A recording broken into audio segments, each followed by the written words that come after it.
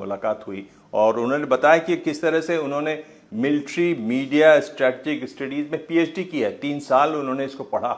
अगर वो मीडिया पर और थोड़ा पढ़ लिए होते चौहान साहब तो शायद इस तरीके से बात नहीं करते, जिसमें अगर आप गंभीरता से देखें, मैं देख रहा हूं मेरे जो पूर्व में वक्ता थे उसको डिस्काउंट कर रहे हैं, पर आप देखिए उनको गंभीरता से वो क्या कह रहे हैं। वो कह रहे हैं लॉसेस की बात कर रहे हैं, यानी एक से ज्यादा विमान देवर, जब उनका उल्लेख कर रहे हैं दूसरे इंटरव्यू में वो डाउन की कहते हैं कि वो गिराए गए, तो देवर यानी एक से ज्यादा विमान की बात है।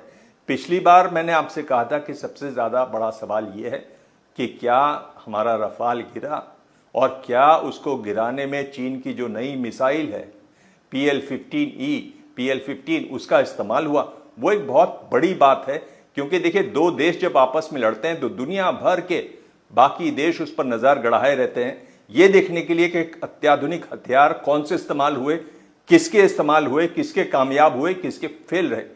तो ये एक बात है जिस पर तब नहीं, ये भी आप अहम पॉइंट उठा रहे हैं। विस्तार आ रहा है एक विमर्श ये भी चला था कि भाई चीन के हथियार फेल हो गए, फुस बम निकले, तुर्की के वो ड्रोन वो तो किसी काम के नहीं निकले।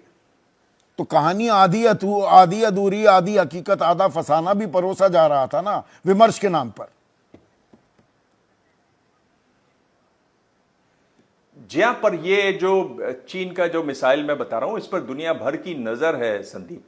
ये मिसाइल ऐसा है, जब ये विमान से अलग भी हो जाता है तो इसका अपना रडार है, उसके हिसाब से मिसाइल चलता है। जैसे ही अलग होता है उसके बाद इसमें एक बूस्टर है जिससे इसकी गति और तेज होती है। 5 मैक मतलब आवाज से 5 गुनी तेज इसकी रफ्तार है।